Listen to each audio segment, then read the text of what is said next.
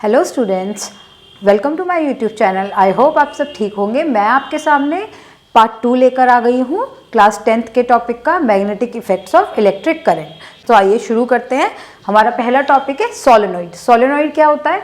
A coil of many circular turns of insulated copper wire wrapped closely in a cylindrical form. मतलब ऐसी coil जो कि insulated copper wire से हमने closely rap करी हुई है in the form of helix. जैसे कि यहाँ पे आप देख सकते हैं, ये एक कॉइल है। अब सोलेनॉइड की प्रॉपर्टीज क्या होती है? सोलेनॉइड में मैग्नेटिक फील्ड जो होती है वो बिल्कुल बार मैग्नेट की तरह ही काम करती है। मैग्नेटिक फील्ड हम यूनिफॉर्म होती है इनसाइड द सोलेनॉइड। मतलब आप देख सकते हैं कॉइल के अंदर मैग्नेटिक फील्ड आपकी यूनिफॉर्म है। पैरेलल फील्ड लाइन से हम इसे रिप्रेजेंट करते हैं। Next is direction of magnetic field lines क्या रहेंगी सोलेनॉइड में? आउटसाइड आप देख सकते हैं, मैंने एरो से इंडिकेट किया है। आउटसाइड डायरेक्शन रहती है नॉर्थ टू साउथ, जबकि इनसाइड डायरेक्शन रहती है साउथ टू नॉर्थ। आउटसाइड क्या रहेगी? North to south. इनसाइड क्या रहेगी? South to north.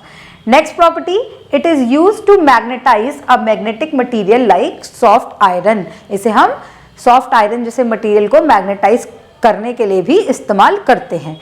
अब इसमें मैग्नेटिक फील्ड डायरेक्टली प्रोपोर्शनल होती है करंट के। मतलब जितना ज़्यादा करंट इंड्यूस करेंगे उतनी ही ज़्यादा मैग्नेटिक फील्ड क्रिएट होगी। Next is magnetic field is directly proportional to the number of turns of coil.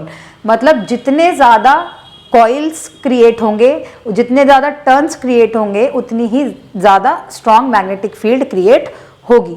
यहाँ पर आप डायग्राम देख सकते हैं, ये हमारा सोलेनॉइड का डायग्राम है। ये क्या है? इंसुलेटेड कॉपर वायर, और ये आपकी मैग्नेटिक फील्ड है जो कि कौन सी direction? Outside the coil north to south, inside the coil is south to north. तो ये आपका सोलेनॉइड है।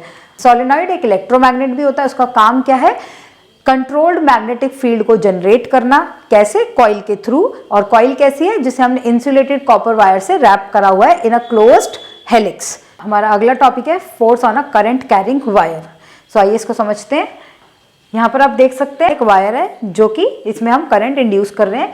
तो ये हमने पहले भी पढ़ा है, स्ट्रेट कंडक्टर में अगर कोई एक स्ट्रेट कंडक्टर होता है उसकी खुद की मैग्नेटिक फील्ड क्रिएट होती है।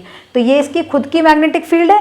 बट अगर हमने बाहर से भी एक्सटर्नल मैग्नेटिक फील्ड प्रोवाइड कर दी है तो ये दोनों मैग्नेटिक फील्ड एक दूसरे पर फोर्स एक्सर्ट करेंगी। यही बात यहाँ पर लिखी है, when a current carrying conductor is placed in a uniform magnetic field. कौन सी फील्ड? एक्सटर्नल जो मैग्नेटिक फील्ड हमने प्रोवाइड की है। Then the moving charge inside the conductor experience the force.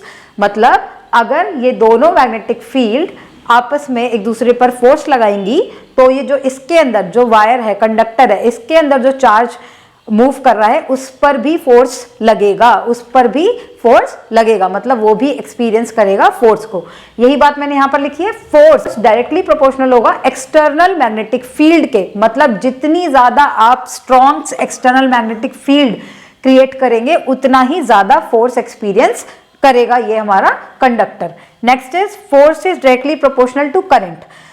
ये जो कंडक्टर है ये जितना ज्यादा करंट फ्लो करेगा उतनी ही ज्यादा, जितना ज्यादा करंट हम फ्लो करवाएंगे उतना ही ज्यादा फोर्स एक्सपीरियंस करेगा। लेट सपोज अगर इस वायर में मैंने 5 एम्पियर करंट को पास करवाया और वो 10 न्यूटन का फोर्स क्रिएट कर रहा था, तो अगर मान लीजिए मैंने करंट को बढ़ाकर 10 एम्पियर कर दिया तो फोर्स भी बढ़ जाएगा। फोर्स भी ऑटोमेटिकली 20 न्यूटन हो जाएगा। ये मैंने एक एग्जांपल दिया आपको, तो हम ये कह सकते हैं फोर्स भी डायरेक्टली प्रोपोर्शनल होता है करंट के। और नाउ अब एक क्वेश्चन देख सकते हैं आप। ये यहाँ पर मैंने 3 वायर्स ली हैं, ये wire number 1, 2, wire number 3 and wire number 4। तो यहाँ पर क्या हो रहा है? अगर हमने एक एक्सटर्नल मैग्नेटिक फील्ड में 4 वायर्स प्लेस की हैं तो क्या होगा? पहली वायर जो आप देख सकते हैं एक्सटर्नल मैग्नेटिक फील्ड के बिल्कुल 90 डिग्री पर रखी हुई है, तो सबसे ज्यादा फोर्स एक्सपीरियंस कौन सी वायर करेगी? Wire number 1। वायर नंबर 1 कैसा फोर्स एक्सपीरियंस करेगी? सबसे ज्यादा। आइए वायर नंबर 2। वायर नंबर 2 आप देख पा रहे हैं मैग्नेटिक फील्ड से एक्यूट एंगल फॉर्म कर रही है। एक्यूट एंगल 0 डिग्री से ज्यादा, 90 डिग्री से कम। तो यहां पर भी फोर्स मैक्सिमम नहीं होगा बट फोर्स जरूर इंप्लीमेंट होगा। Next is wire number 3। अगर हमारी मैग्नेटिक फील्ड के सेम डायरेक्शन में अगर हमारा कंडक्टर मूव करेगा तो आपकी थीटा कितना हो जाएगा? 0 डिग्री हो जाएगा। और यहां पर फोर्स कितना हो जाएगा? 0। फोर्स एक्सपीरियंस नहीं करेगी ये wire. Next is wire number 4। अगर ये हमारा एक्सटर्नल मैग्नेटिक फील्ड के ऑपोजिट डायरेक्शन में वायर का इंडिकेट कर रही है करंट को, तो यहाँ पर भी थीटा कितना बनेगा 180 डिग्री, और यहाँ पर भी आपका फोर्स कितना एक्सपीरियंस होगा 0। तो ये आपको याद रखना, ये बहुत इंपॉर्टेंट है कि 90 डिग्री पर कितना फोर्स एक्सपीरियंस करती है एक वायर, और अगर एंगल को हम बदल के 180 कर दें या 0 कर दें तब क्या फोर्स एक्सपीरियंस करेगी। हमारा अगला टॉपिक है फ्लेमिंग लेफ्ट हैंड रूल, और ये बहुत इंपॉर्टेंट है, लास्ट ईयर एग्जाम में पूछा गया था, दोनों ही rule, Maxwell rule and Fleming left hand rule. तो आइए देखते हैं फ्लेमिंग लेफ्ट हैंड रूल क्या होता है। फ्लेमिंग लेफ्ट हैंड रूल कहता है stretch the thumb, forefinger and middle finger of your left hand such that they are mutually perpendicular to each other. मतलब आपको इस तरह से फिंगर्स और थंब को स्ट्रेच करना है कि तीनों ही चीजें आपस में म्यूचुअली परपेंडिकुलर हों। आप देख सकते हैं thumb, four finger, middle finger और आपस में ये म्यूचुअली परपेंडिकुलर है, मतलब 90 डिग्री का एंगल फॉर्म कर रही है। अब इसमें से थंब आपके फोर्स को इंडिकेट करता है, जबकि आपकी फोर फिंगर आपकी मैग्नेटिक फील्ड लाइंस को इंडिकेट कर रही है, और आपका मिडिल फिंगर करंट को इंडिकेट करता है। यही आपका फ्लेमिंग लेफ्ट हैंड रूल कहता है। आप इसको इजी ट्रिक से भी याद कर सकते हैं, father mother child. Father force को इंडिकेट कर रहा है और मदर मैग्नेटिक फील्ड को, और चाइल्ड मतलब करंट को। तो आप इस इनिशियल से इसको अच्छे से याद रख सकते हैं। But remember Fleming left hand rule है और तीनों ही थंब एंड दोनों फिंगर्स आपस में म्यूचुअली परपेंडिकुलर होनी चाहिए। यही आपका फ्लेमिंग लेफ्ट हैंड रूल कहता है। Next topic is what is the difference between AC and DC. DC means direct current, AC means alternating current.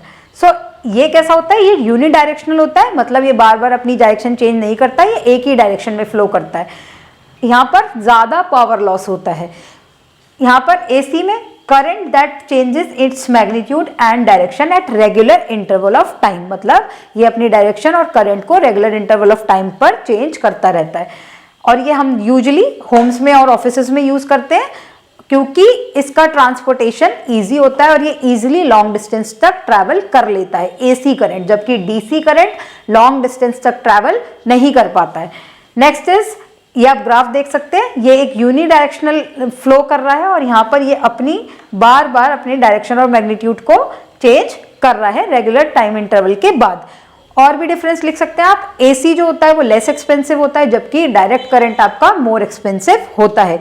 So ये कुछ पॉइंट है एसी और डीसी करंट में। अगला टॉपिक है डोमेस्टिक सर्किट।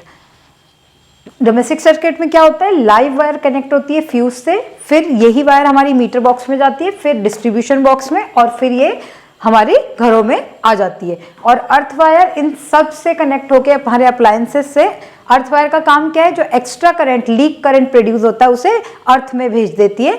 नीचे कॉपर प्लेट्स होती है अर्थ के अंदर, तो उसमें भेज देती है एक्स्ट्रा जो लीक करंट होता है। रेड कलर की वायर लाइव वायर होती है, ग्रीन कलर की वायर अर्थ वायर होती है, ब्लैक कलर की वायर न्यूट्रल वायर होती है। अब फ्यूज का काम क्या है, फ्यूज हमेशा कनेक्टेड होता है लाइव वायर से, स्विच को भी हम लाइव वायर से ही कनेक्ट करते हैं। रेड कलर की वायर इलेक्ट्रिसिटी को पावर सप्लाई से अप्लायंसेस तक भेजने का काम करती है। ग्रीन कलर की वायर क्या करेगी, लीक करंट को अर्थ के अंदर भेजने का काम करती है। ब्लैक कलर की वायर इलेक्ट्रिसिटी को अप्लायंसेस से दूर लेकर जाती है। तो ये हमारी डोमेस्टिक सर्किट है। Next topic is fuse. Fuse क्या होता है, एक सेफ्टी डिवाइस होता है जो कि हमारे अप्लायंसेस को शॉर्ट सर्किट और ओवरलोडिंग से बचाता है। लास्ट टॉपिक है हमारा शॉर्ट सर्किट और ओवरलोडिंग क्या होता है। शॉर्ट सर्किट, शॉर्ट सर्किट कब होता है, जब लाइव और न्यूट्रल वायर डायरेक्ट कॉन्टैक्ट में आ जाती है, तभी हमारा शॉर्ट सर्किट होता है। Flow of high current in the circuit when live and neutral wire come in direct contact. Overloading क्या है, जब एक्सेसिव फ्लो ऑफ करंट आने लग जाए, किसकी वजह से, जब हम एप्लीकेशंस को, कोई भी डिवाइस को ओवर यूज करते हैं, या फिर it can occur due to accidental increase in supply voltage, या आपकी पीछे से ही वोल्टेज की सप्लाई ज्यादा आ जाए, तभी भी ओवरलोडिंग हो सकती है। सो ये चैप्टर हमारा इसी के साथ खत्म होता है। आई होप आपको समझ में आया होगा। अगर आपको कोई भी क्वेरी या कोई सजेशन है तो आप कमेंट्स में ड्रॉप कर सकते हैं। अगर आपको वीडियो पसंद आया है तो लाइक, शेयर और सब्सक्राइब करना ना भूलें and follow for more. Thank you.